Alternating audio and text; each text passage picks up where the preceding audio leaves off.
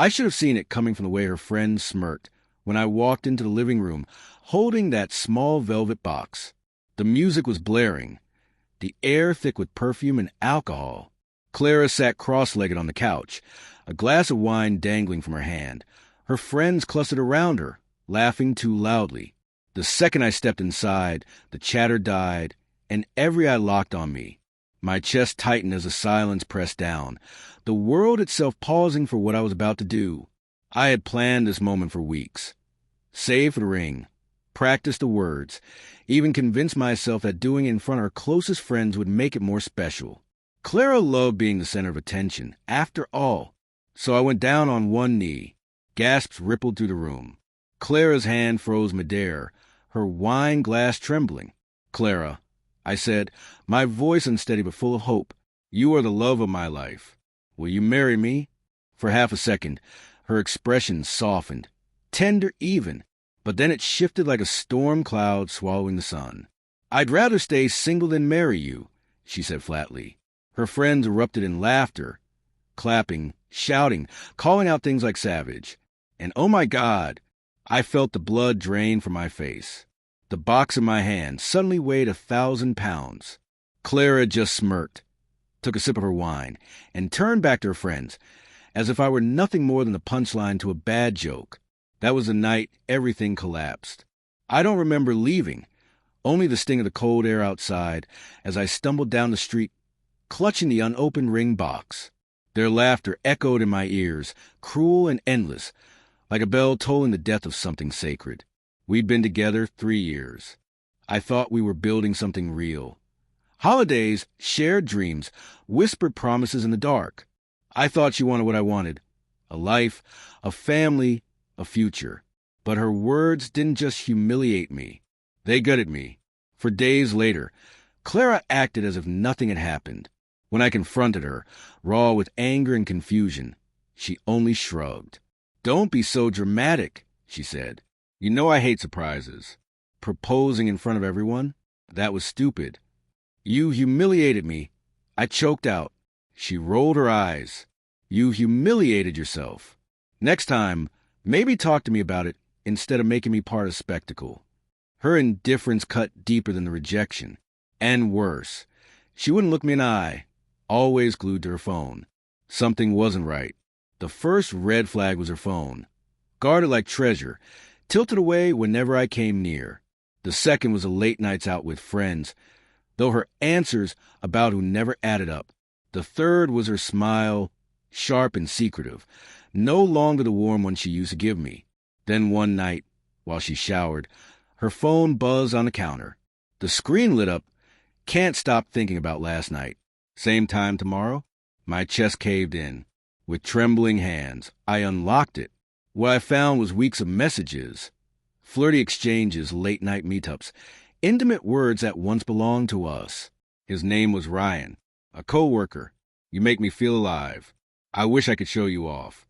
He's so clueless." Clueless. That was me. I dropped the phone like it burned, pressing my fist to my eyes to stop the tears. She hadn't just rejected me. She'd already replaced me. When she came out of the shower, towel around her, humming, I was waiting. I held up the phone.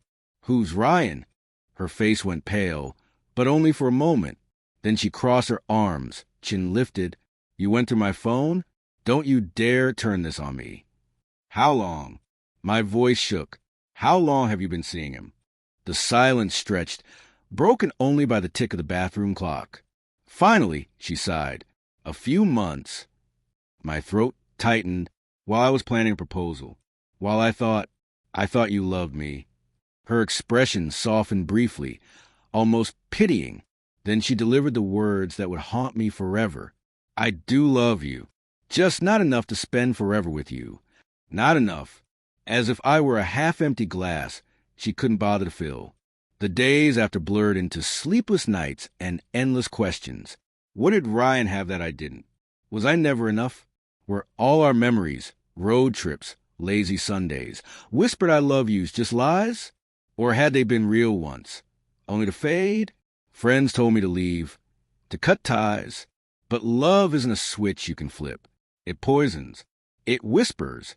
Maybe she'll come back. Maybe she'll realize. But she didn't. She flaunted her freedom, staying out later, laughing louder, living as though I never existed. When Ryan began showing up in her social media photos, his arm draped around her, her smile brighter than it had ever been with me, I knew she wasn't coming back. The betrayal wasn't just the affair. It was the way she erased me, reduced me to nothing. 3 weeks later came the final blow. I went to a bar with co-workers, desperate for distraction, and saw them, Clara and Ryan, tucked into a booth, hands intertwined, faces close. She looked radiant, the way she used to look with me. Then she saw me. For a split second, guilt flickered in her eyes. But then she smirked, the same cruel smirk from that night, and kissed him, right in front of me. The room spun. My chest collapsed. I stumbled outside, gasping for air. That was the moment I knew. Whatever love we had was gone, buried under lies and cruelty. The next day, I packed my things, left the key on the counter, and walked out without a word. She didn't chase me. She didn't call. She didn't fight. And that silence hurt worst of all, because it proved what I had refused to see.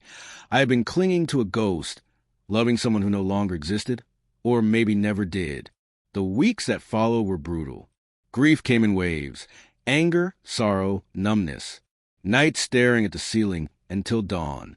Mornings when even getting out of bed felt impossible. But slowly, painfully, I began to reclaim myself.